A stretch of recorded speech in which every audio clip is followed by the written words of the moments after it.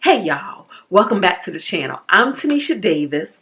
This is Fun and Budget. And in this video, I want to update y'all on things that I feel need updating. I know that we have a lot of new subscribers, so I wanted to use this video as an opportunity to get to know you guys better, or for you guys to get to know me a little better, answer some questions, and also update you on some of the most popular videos that this channel has to kind of catch you up on life a little bit. Let's get started. The first thing I want to talk about. Okay, had to redo this intro, y'all. So this is what it boils down to. My tenant stopped paying rent, and somehow this helped me pay off over $300,000 on my mortgage. Let me tell the story. So here's the thing. There's a lot of new people here, so there's been a lot of questions, and then there's a lot of assumption, and there's a lot of things that just help me realize that a lot of you don't know me. So I want to create a few videos to kind of help you get to know me. I thought I was going to create one video, but because I already made this video, that's why we're redoing this intro, I realized that, okay, this is going to take a little longer than I thought because I be having answers, and I have a story, and I got to tell it. Okay? So I got this question right here. The question said, how did your mortgage go from over $300,000 to $90,000 in just a few years? You must have made a ton of principal payments. How is that even possible? So that's what we're answering. Okay, so let's talk about my landlord eviction journey because it's a lot. Created 3 series about it. The first series is everything that led up to me having to evict my tenant. Then it went on to me having to rehab that property, and then me finally selling the property, and how the proceeds helped me pay down this main home. So guys, do not forget to like, do not forget to subscribe, and leave me a comment below if you have any questions or if you have any other stories you want me to go around and tell you about. I ain't got a job. So we could do this all day. So let's get started. One of the series that was popular on this channel is the eviction series, guys. So in 2009, when I purchased this property, I actually moved here from another property.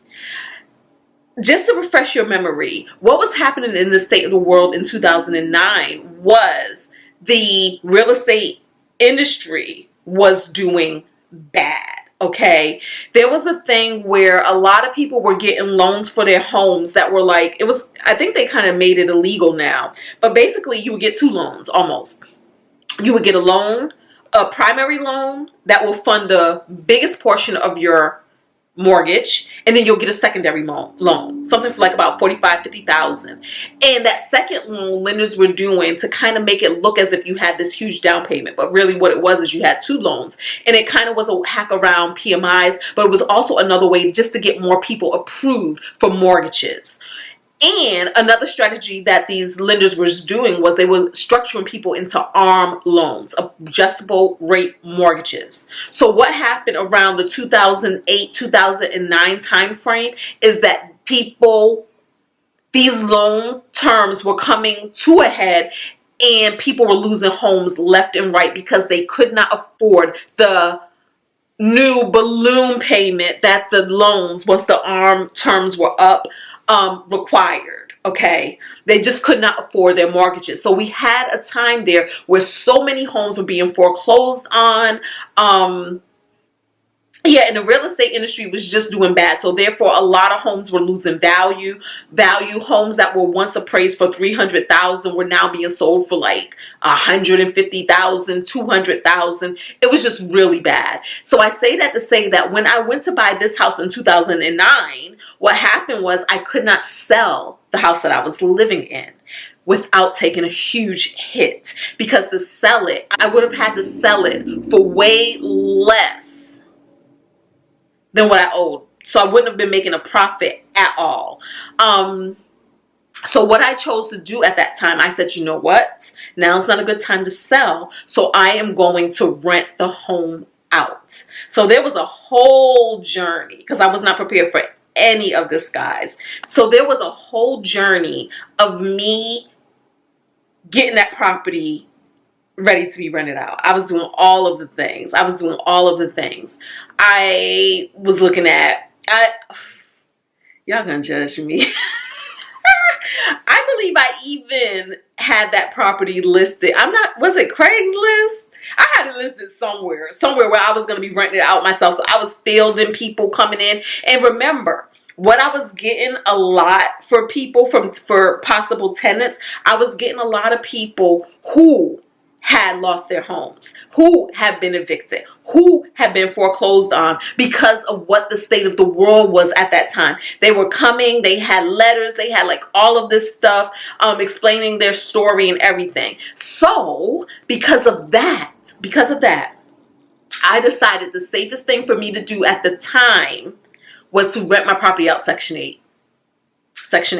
Because Section 8 was going to do a lot of the vetting for me.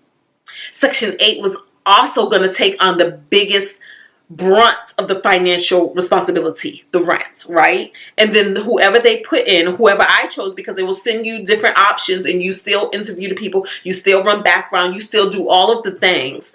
Whoever they sent me was only going to have to be responsible for a portion. So to me, it was a risk I was more willing to take than to go out into the world. Like even with a rental company, even with a company who was finding tenants for me, it was just too much of a risk because, like I said, people were doing bad around that time. So we did Section 8. Hold on, because I feel like my glasses are dirty. 1 second. Guys, look, all right, hold on, I'm back. I had to go clean my glasses.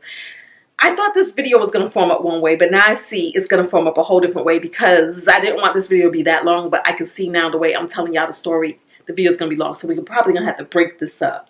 We're going to break this up. We're going to break it up so I can just take my time with this. Okay, so chose to go Section 8.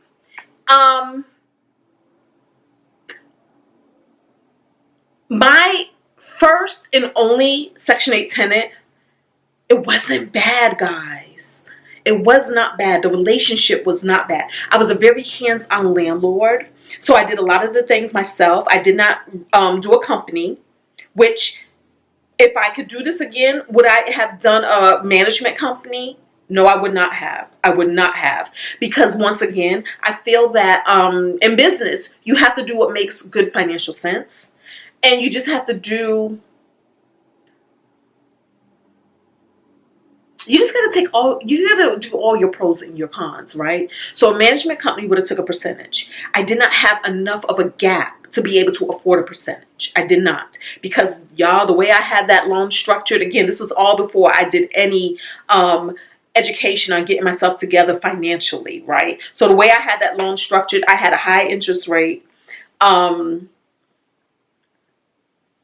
had a high monthly mortgage. So even with Section 8 paying a portion of the rent, it didn't cover all of the mortgage at first. Then there came a time in the future where I did refinance, which I don't know why I was so afraid of refinancing. Because again, listening to everybody out there, oh, don't refinance. Oh, it's going to cost all this money. Oh, it's going to be this. Oh, it's going to be that. Oh, now that it's a rental, you're going to have a high interest rate. None of that was true, guys. None of that was true. When I refinanced, my interest rate was only a quarter more than the interest rate on my primary home. That means that if my interest rate on my primary home was 3%, the interest rate on the rental property was 3.25. Because it was a rental property. Insurance is cheaper on a rental property because the insurance on a rental property as a landlord won't cover everything in the property like it would if it was your primary home. It will only cover the structure and the appliances, that sort of thing. But it won't cover furniture. It won't cover any of that stuff. That's why if you're a renter, you're told to get your own policy to cover your things. So therefore, as a landlord, the insurance was less expensive, right? My tenant, we had a really good working relationship.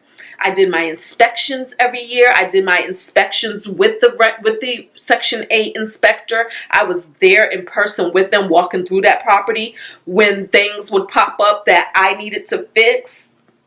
I was there with the contractors fixing the things. When she had things that she had to fix, we were there together. I remember one of the things would always be the stove. I would always get dinged that the stove wasn't operating properly. But what it really was the stove was caked with grease because they would fry a lot of things. And so I would be there with toothpicks, with all of the things, Brillo pads, and we're going to clean the stove together and we're going to see what happens. We will clean the stove. Boom, stove works. It was just dirty. It was just dirty. So we worked on a lot of things together. I really had this vision. I really had this vision why I was so passionate about Section 8, because a lot of people know on this channel, you know my backstory. I don't come from, we struggled growing up, right? I wanted to be the type of landlord I always wanted or wish my mom could have had. My mother had 4 girls. And when I look at it, she had 4 kids all before she was 28. She had me at 18, right? So 4 girls all before she was 28. And then I had a father who had a substance abuse problem. So my mom, it was a struggle for her in them streets with us as 4 kids and with a husband that had addiction issues. With a husband that would actually rob us, would steal the rent money, would come home, would sell things in our home to feed his addiction. It was rough, right? So I want to be the kind of landlord that I wish we could have had. So therefore, I set up things for my tenant. She had 2 boys. I set up things like bonuses for good report cards. If I would find little things in the world that could help them, I would be a champion for that. Like, for instance, there was this program in the DC metro area called Year Up, where you can go there for a year and they will train you up on IT skills, this, that, and the other. I got her son into that program, you know. So it was just different things. There were some instances where she had some hard times that I would actually get groceries for the boys, right? There was instances where she had hard times where I would go and help her mom, like give her mother she had an elderly mom.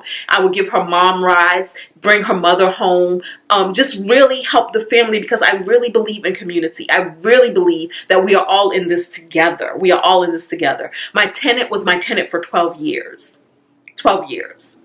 For the first 10 and a half years, no issues. She always paid her rent on time. She always paid her portions of things. And I just really had no issues with her. She was always sweet, soft-spoken, just a really good person, right? Her and her boys, so respectful and everything. So when what's the thing called? The pandemic happened. When the pandemic happened, that's when I first started seeing signs that things weren't right in paradise. But I didn't look at it as that, because what would happen is she would be late on her rent first. And I'm just like, oh, she's late. She's never been late before. Because she would give me a reason. She'll give me an excuse. And who was I not to believe her reason, right? I've never had no reason not to believe her, not to trust her. Then her rent would just not come. Her portion of the rent just wouldn't come at all. And I'm just like, you know, calling, and she will always have some reason. She would say, oh, you didn't get it, I mailed it, da, da, da, da, da. And I'm just like, nah. And then I would just kind of start letting it slide, because at that point, her portion was only like around $200, right? So I was still getting enough by Section 8 that it covered the mortgage. It didn't need any of my additional money. So I was like, you know what? I still saw it as a blessing. But then as time went on, what happens is Section 8 then does a reevaluation of the circumstance. And the reevaluation is to see, has anything changed in your household? Do you have a job now? Are you bringing in more money into your household? What's the ratio going to be? What percentage will Section 8 cover, and what percentage will you have to cover? Well, when Section 8 reevaluated her, they determined that she was doing better. She was doing better than what she was doing before. That more money was coming to the household. Therefore, they changed the percentages. They said that she had to pay a bigger percentage, and then they was paying less a percentage. With that switch up, what that meant was Section 8 no longer covered the mortgage. It no longer covered the mortgage. It meant that I now needed her portion to cover the mortgage, or I would have to pay out of my own pocket, right? So she still ain't paying. And I'm trying to contact her because now she's not even responding. She's not even answering the phone. And we are now in a straight pandemic. So now what happened is, I know a lot of you don't remember, but the world literally shut down. The world shut down. Courts weren't open. You couldn't do any business outside of your home. So that included inspections. So that meant that Section 8, they canceled their inspections. And it also meant that I couldn't legally do an inspection. Then there came a point where they actually softened those rules, where you could conduct some business out the home at your own risk, right? And so around that time, trying to do an inspection, Section 8 is trying to do an inspection, because now it's been like over a year where she hadn't had an inspection. So they're trying to do an inspection, but then she will say stuff like, oh, we have COVID. Well, they're not going to come out if you say you have COVID. Remember, everybody was afraid of COVID in the beginning. So they're not coming out if you say you have COVID. And so they will cancel the inspection.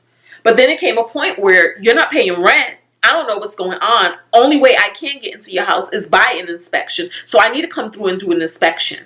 And she would still throw that whole COVID thing out. I'm having COVID-like symptoms. I'm having COVID symptoms. I have COVID. Well, I'm going to wear a mask. So she refused to do an inspection. She refused to agree to inspection. She refused to let us in her home for an inspection in the name of COVID, in the name of not feeling safe, in the name of not wanting to be compromised, right? I started documenting all of this stuff around that time. Though I was documenting it, none of this stuff was coming out on the channel because, again, things could turn out well, and I want to protect the privacy of my tenant.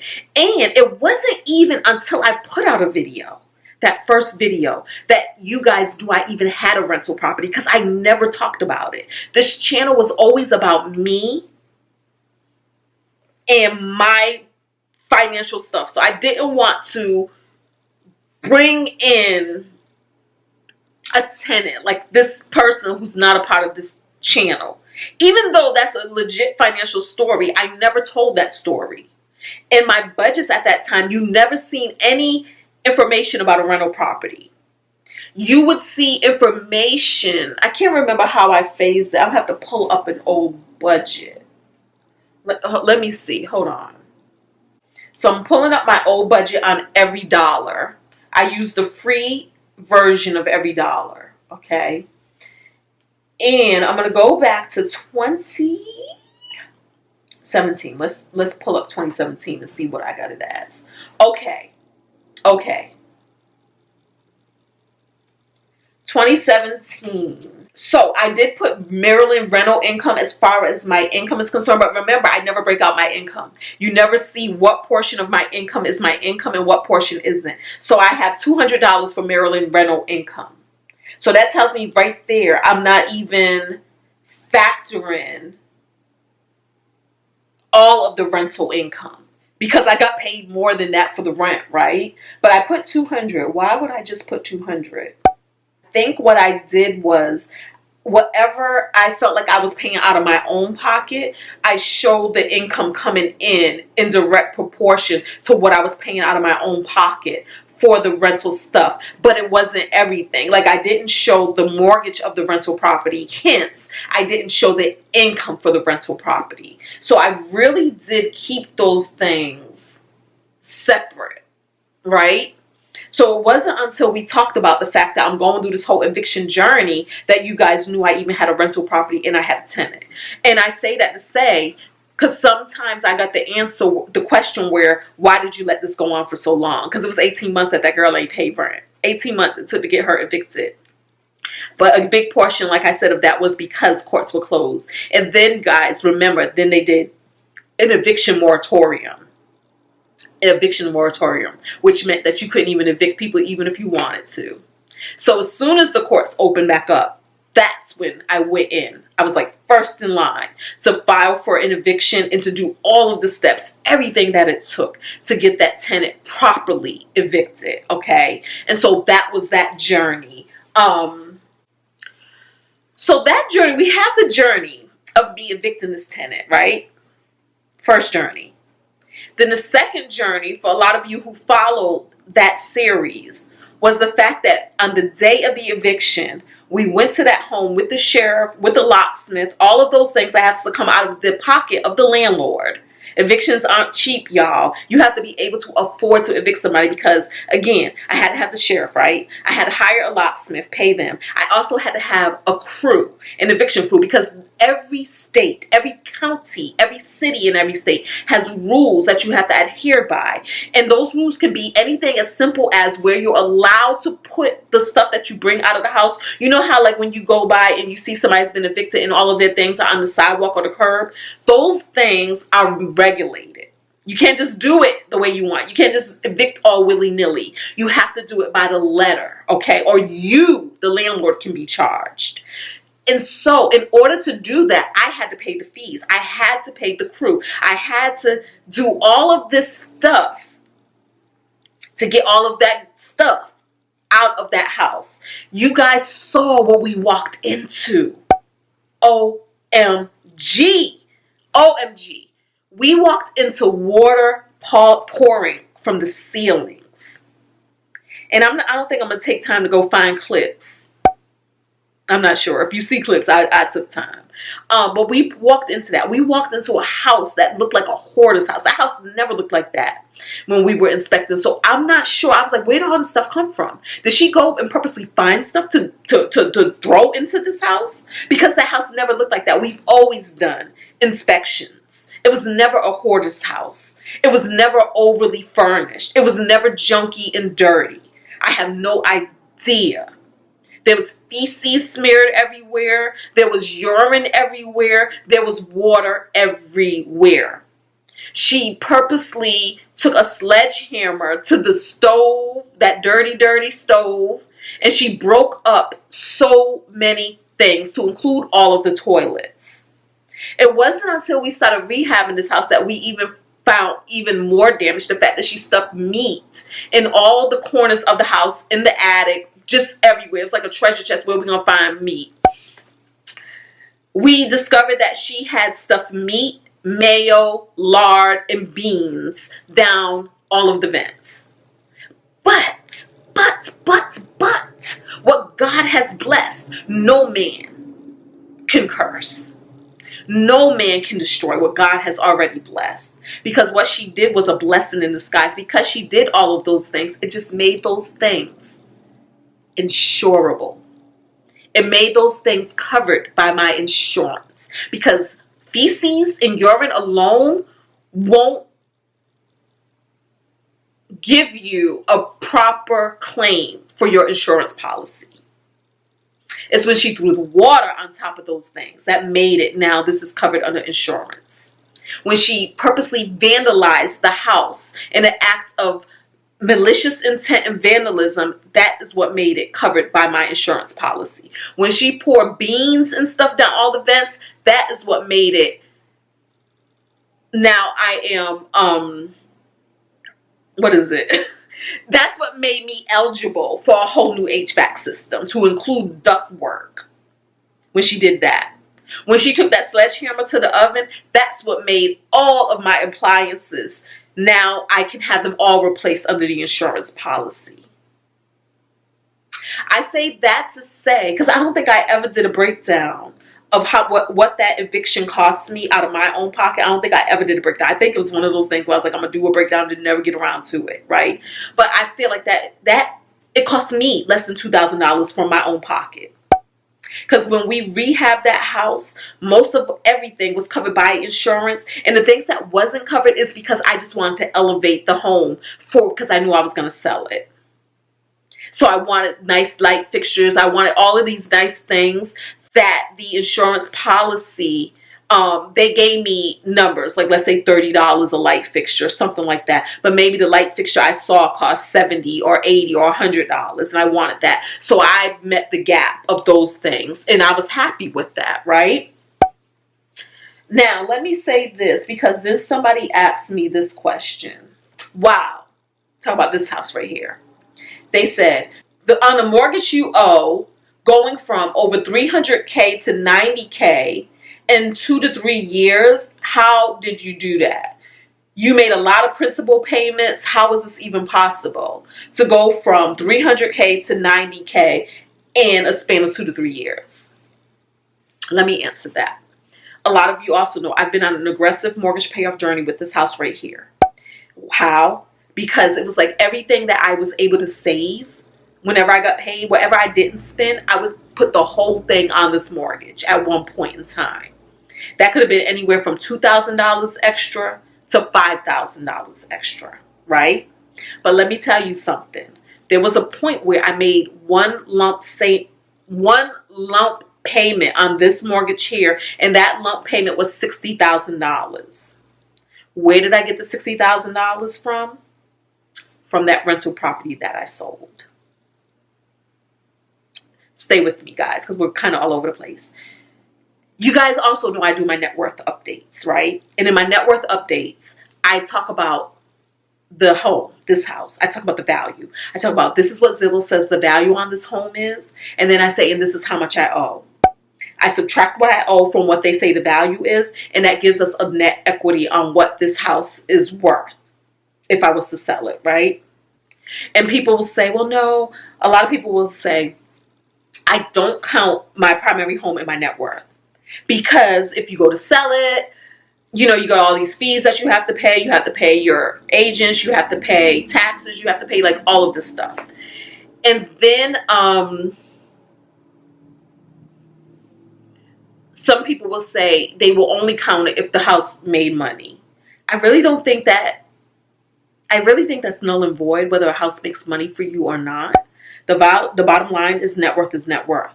So with my rental property, when I looked at Zillow on that net worth property,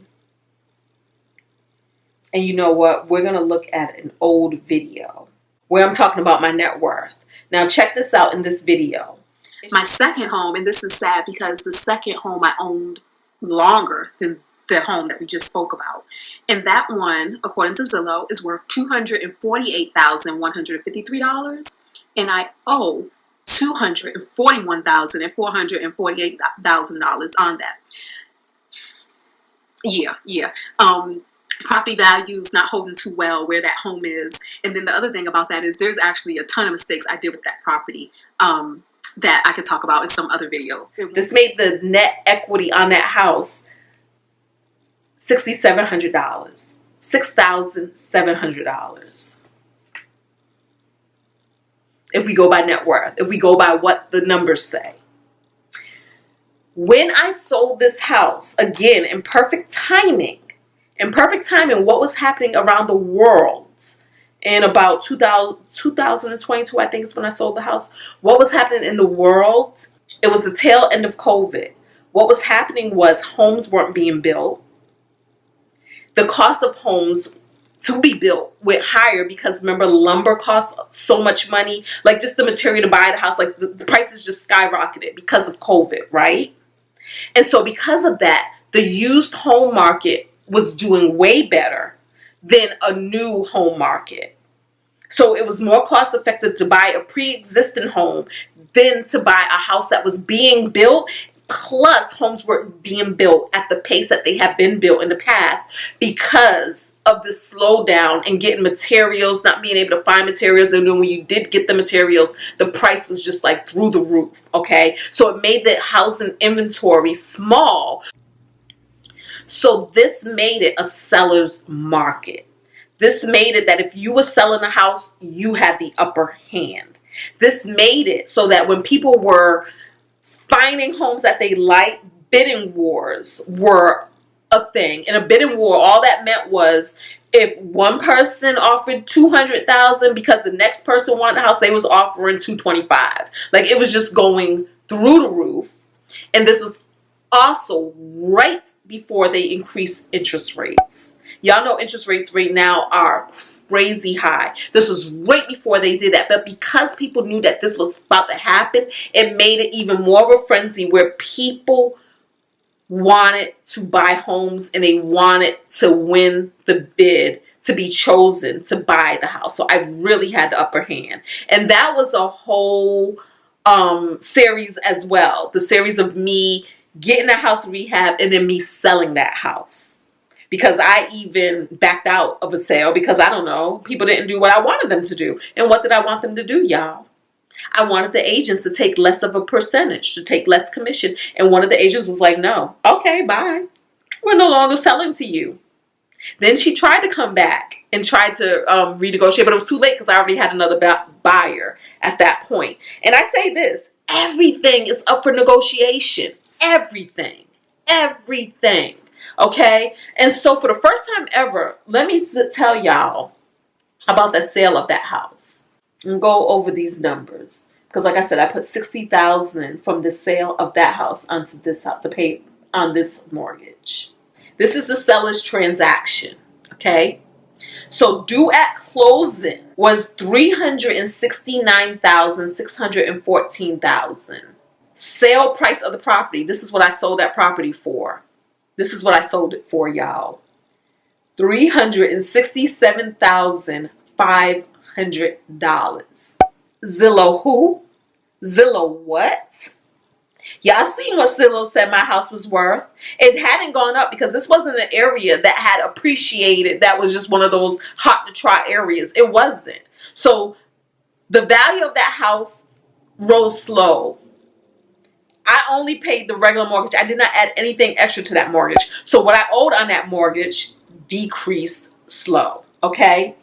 And again, negotiations, or the buyer can negotiate different things like of what they want the seller to cover. Okay, so that was that.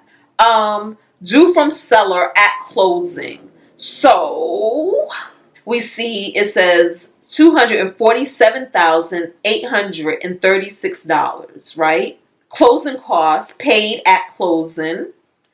$35,681. $35,681. That was the fees due to the agents, my agent and the buyer's agent. Okay, so that was a percentage. I negotiated percentages. I can't remember at this point in time what the percentages were, but I did not pay 3 and 3. I did not pay 6%.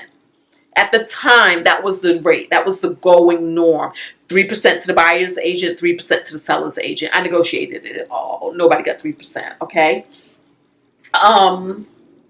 So $35,681 is what covered those fees, and then we had the existing loan of the mortgage, which was $212,155. Let me say something, guys. Had I been on a financial journey when I first got that home, it would have been way lower than that because I would have paid a little extra, even if it was just $50 extra a month, $100 extra a month. It would have brought that number down, and that would have meant that at this point in time, I would have more money in my own pocket, right? So that was that. And then by the time I did start getting financially educated, the rental property wasn't my priority. This property was. So I had put all of my things in one basket of this property. I'm not a huge believer in trying to divvy up too many goals, right? I pick a financial goal and I stick with it. One of my first financial goals with this channel was pay off my student loans. And I accomplished that within under a year of deciding I'm going to pay off my student loans. Then the next financial goal for me, I never was a big believer in debt, so I never really carried a lot of debt. But of course, it was to remain debt free. It was to pay off cars. I did everything one at a time. I never did I'm going to put this on a loan, then I'm going to put this on a card, then I'm going to, I do one goal and I do my minimum base payments on everything else, okay, until I meet that goal. So I didn't divide up my goal of homes. I didn't say I'm going to pay off this home and this home. No, we can do them one at a time. And because I knew that this was my house that was going to always have to be over my head. If they took that other house, who cares? I don't live there. I was like, this is my priority to pay off this house. But so because I didn't do extra for that house, this is why I owe $212 at the time of the sale. $212,000. $212, yeah. $1,000 at the time of the sale, right? So when they do the math, they say, boom, this is what she's getting, $369,614, and then total due from seller at closing, $247,000. So you see that first part was seller's transaction total due to me, and then due from me, $247,000. So that left me walking away from that sale with $121,777. $60,000 of that money I put on this house. Okay? I put on this house. So I think that's it right now. I think that's it. I think that is enough for this video. So let's see. What is this video about? Hold on. Let me consult ChatGPT so I can get a better intro, because clearly whatever we talked about is not what we talked about, what I said I was going to talk about. So wait. So guys, do not forget to like, do not forget to subscribe, and leave me a comment below if you have any questions or if you have any other stories you want me to go around and tell you about. I ain't got a job. So we could do this all day. We can do this all day. All right? So until the next video, y'all.